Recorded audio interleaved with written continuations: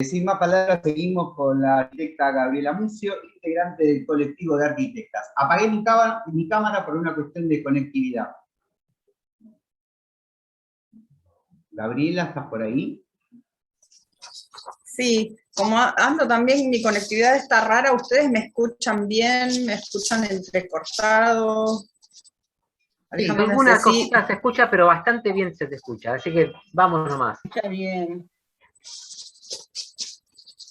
Bueno, primero que nada agradecerles el espacio, agradecer a todos los presentes, especialmente a mis compañeras del colectivo de arquitectas que se han hecho, iba anotando los nombres de las que entraban para mencionarlas, pero son tantas que no tiene sentido y seguramente me olvidaré alguna, así que gracias compañeras. Además me aseguro que si digo una pavada me lo podrán hacer notar y si me olvido de algo o hay cosas que yo no sé, ellas después las van a poder decir. La realidad es que la presentación de Jonathan fue tan detallada sobre las características del proyecto y demás que me da a mí la libertad de hacer algo que me gusta más sobre política y sobre todo sobre política de desarrollo urbano, que es charlar, o más bien matear, no sé. Yo creo que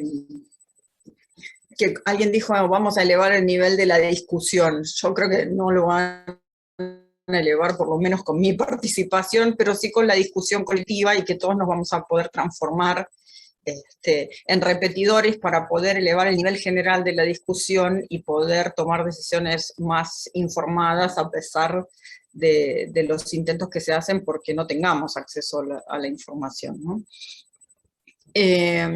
Primero que nada, para dar un poco de marco, hablando de la política de desarrollo urbano, yo creo que es bastante lamentable la situación en la ciudad, bastante.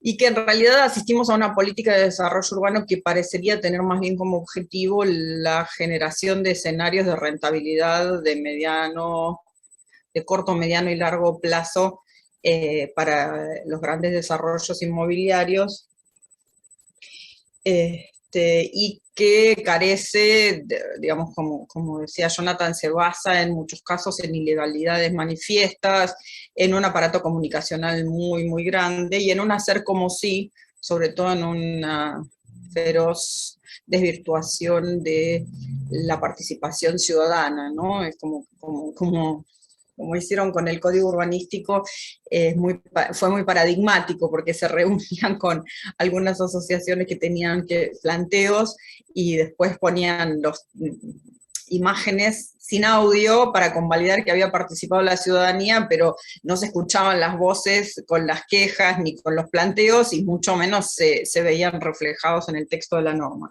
Entonces me parece a mí que es central que comprendamos que estamos frente a un modelo de acumulación que está vinculado con la renta inmobiliaria, con la especulación,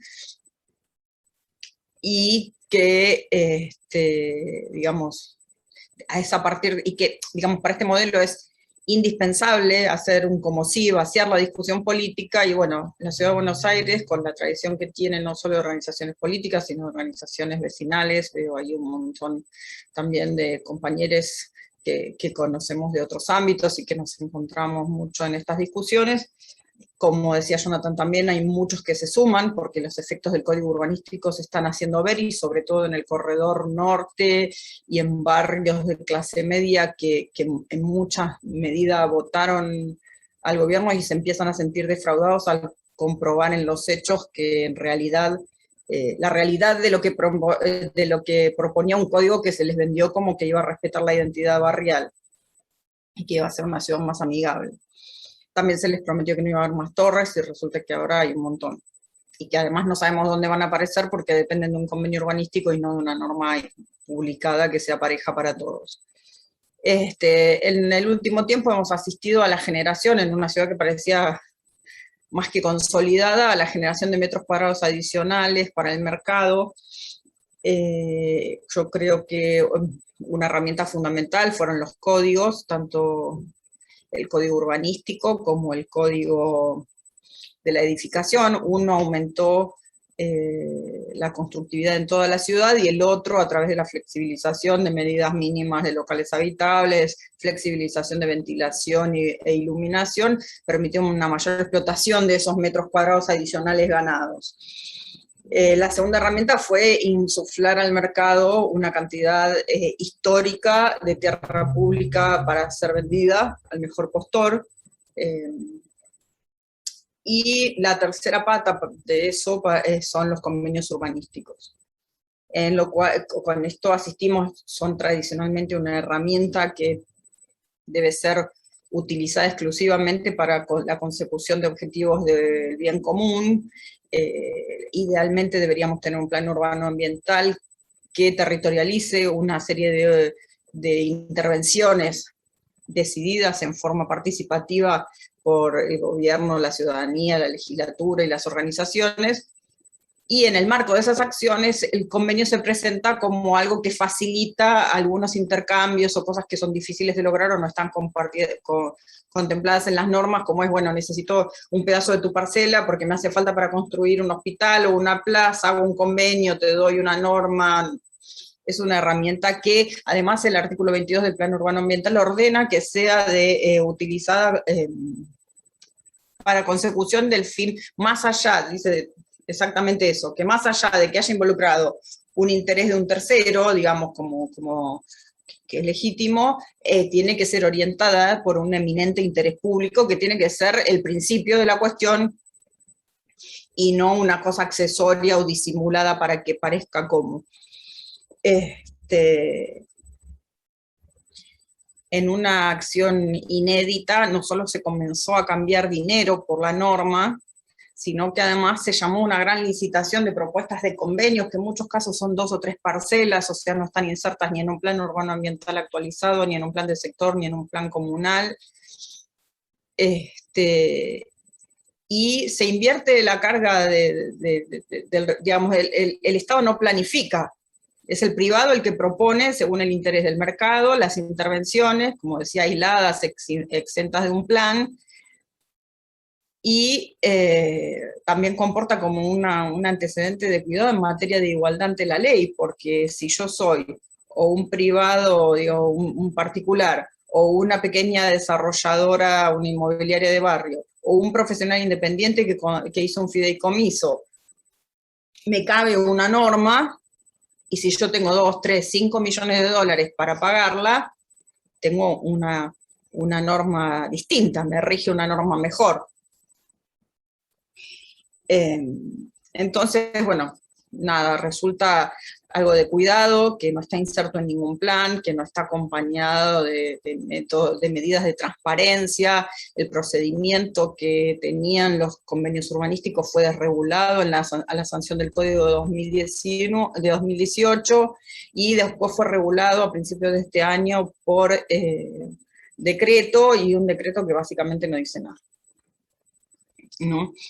Entonces, dentro de este marco es que se da este convenio con IRSA, que además es un sector de territorio tan enorme y de unas características tan particulares que no puede ser resuelto a través de un convenio urbanístico. Pero bueno, ahí está la propuesta. Para mí, creo que tiene tantas aristas que son difíciles de resumir, digamos, o difíciles de abarcar todas, me excedería en el tiempo largamente, pero me parece lo más sobresaliente es el hecho de que no hay ningún estudio de nada para saber qué va a pasar, digamos. O sea, cómo no sabemos el impacto en la infraestructura, no sabemos el impacto en el ambiente, no sabemos el impacto en el tránsito, se desconoce. Es como que estamos frente a una gestión que toma una decisión política enorme de endosar, acompañar, proponer un proyecto, un emprendimiento, sin ningún tipo de herramienta que permita tomar esa decisión política. Ni hablar que lo hacen sin participación ciudadana, porque el artículo 63 de la Constitución ordena que haya una audiencia pública previa a su tratamiento legislativo, no durante, no es la del artículo 89 y 90, que es exclusivamente el trámite de modificación del código que sucede en la legislatura durante el tratamiento legislativo. El artículo 63 dice previo al tratamiento legislativo. O sea, claramente se trata de una audiencia pública que tiene que llevar a cabo el Poder Ejecutivo como herramienta fundamental en la decisión de qué es lo que va a suceder en ese predio. Desde el punto de vista de la política urbanística, creo que tenemos que dejar o empezar a poner de relieve que el desarrollo urbano está íntimamente vinculado con las posibilidades de acceso a la vivienda. No podemos seguir permitiendo que nos digan que una cosa es el IBC o el Ministerio de Vivienda y otra cosa es el de Desarrollo Urbano.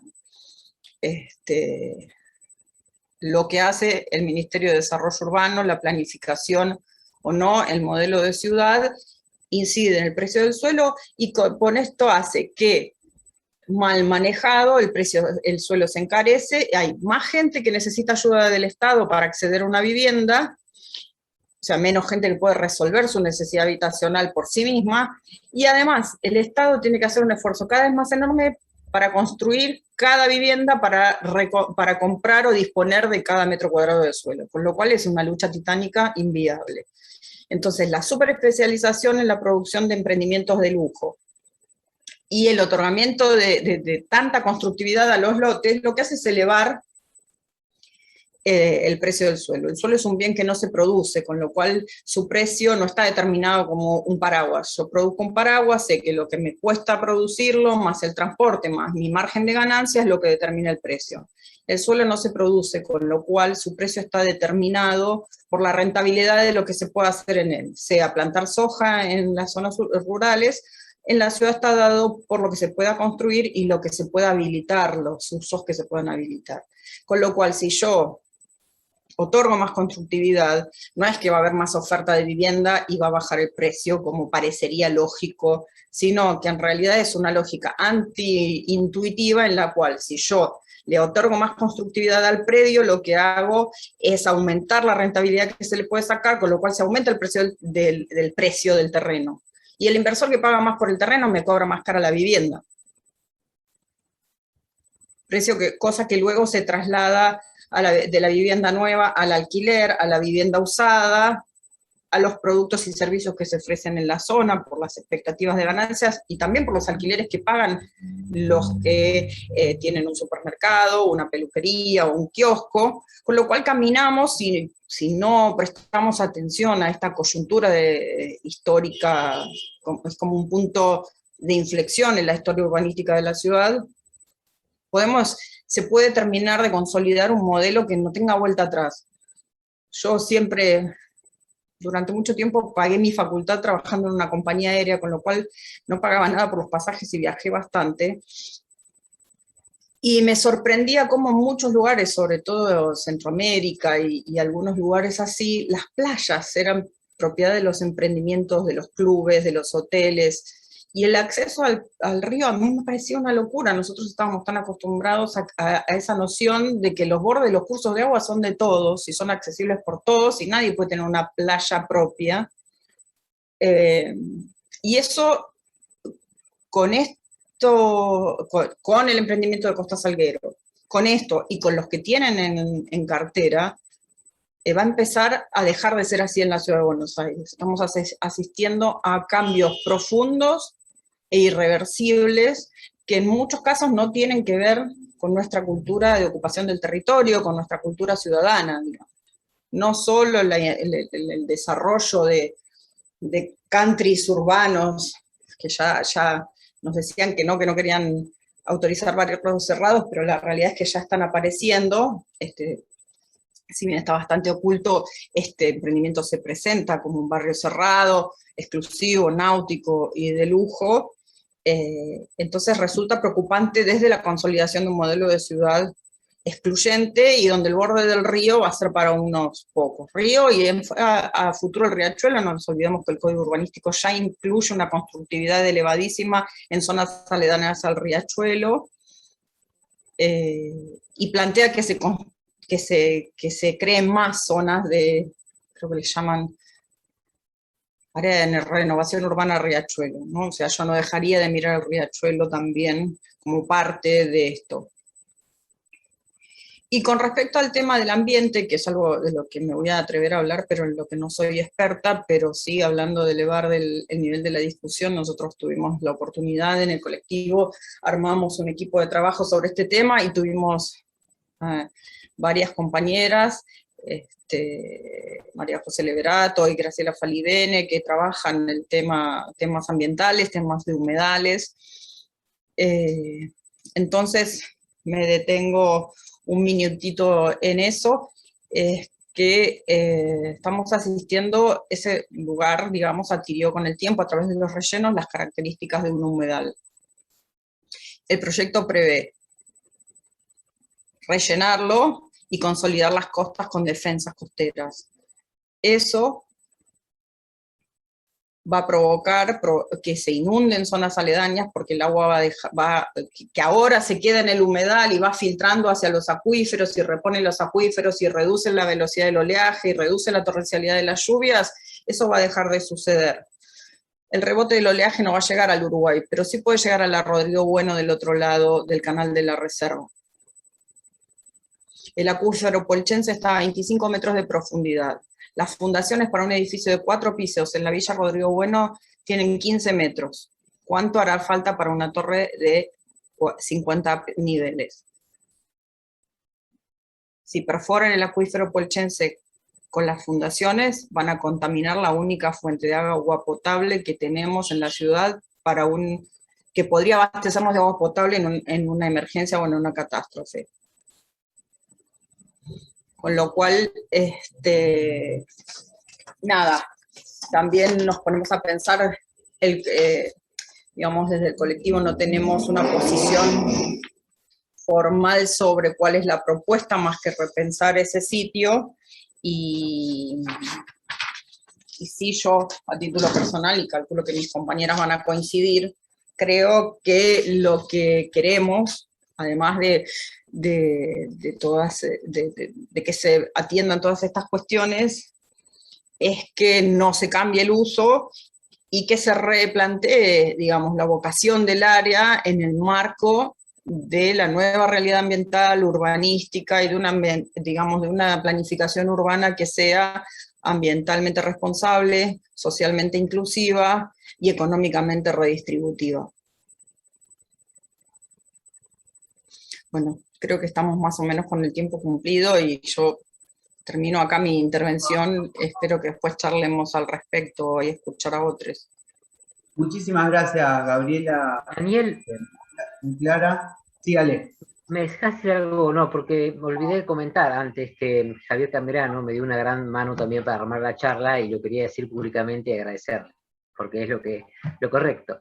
Así que nada más, nada más. Yo mientras tanto voy viendo si puedo anotar las preguntas, hay comentarios, pero continuemos. Yo siendo gente muy comprometida en la Comuna 4, no me quiero olvidar de nadie, son los que van apareciendo, militantes de años, reconocida en el barrio de Pompeya, los que somos del barrio lo conocemos. Pero bueno, sigamos. Pasamos entonces